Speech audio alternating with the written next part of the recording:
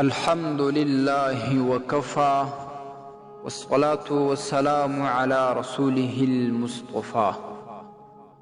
معززو یورور پښتنه کړې ده چې نن سبا ډېر ورونه کله چې وعده وکړي نو پر هغې وفا نه کوي، وعده ماته کړي، د وعدې مخالفت وکړي. آیا په شریعت کې د دغسې کسانو دپاره سزا شته او که نه؟ الجواب وبالله التوفیق. محترمه، په قرآن کریم کې رب لا یزال فرمایي اعوذ بالله من الشیطان الرجیم بسم الله الرحمن الرحیم وأوفوا بالعهد إن العهد كان مسؤولا. او تاسی پا وعده باندې وفا وکوي، بشکا د وعدې په باره کې به ستاسې څخه سوال کیږي، تاسې به سوال کول کیږي.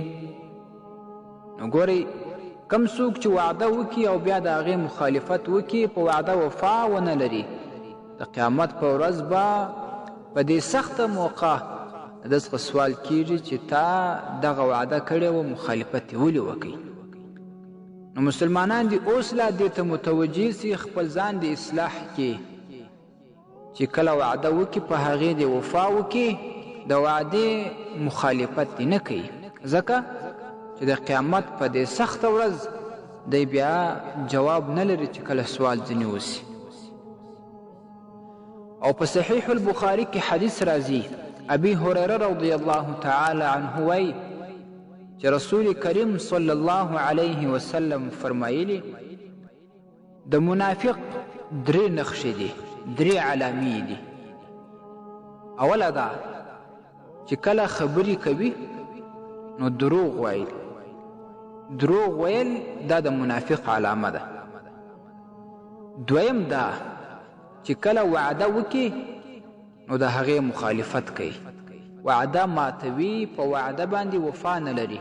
دا د منافق دویمه نښه، دویمه علامه ده. درېیمه ده چې کله دی امین وګرځولی شي، دته یې څوک امانت وسپاري، دی په دغه امانت کې خیانت وکړي، دا د منافق درېیمه نښه، درېیمه علامه ده. او همداشان په صحیح مسلم کې حدیث راځي، نبی علیه الصلاة والسلام فرمایي چې څلور خصلتونه دي، که په چا کې دا څلور خصلتونه یعنی څلور علامې پیدا شي نو دغه کس خالص منافق دی. او منافقت څومره عظیم جرم دی په شریعت کې. او که په چا کې د دغه څلور علامو څخه د څلورو خصلتونو څخه یو خصلت پیدا سي نو په دغه کس کې د نفاق یو خصلت موجود دی. اول په هغې کې دا چې کله وده ته امانت وسپارل شي، دی په هغه امانت کې خیانت کوي. دویم دا چې کله خبرې کوي نو په خبرو کې دروغ وایي، دروغجن وي. نو دا دویمه علامه، دویم خصلت د منافقت دی. دریم دا چې کله وعده وکړي، په وعده باندې وفا نه کوي، وعده بیرته ماته کړي، دا دریم خصلت و دریم علامه ده د منافقت.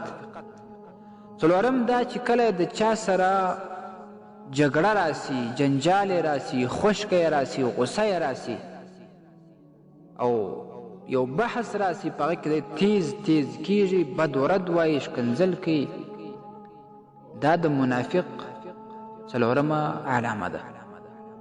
صحیح حدیث دی په بخاري شریف کې هم نقل شوی.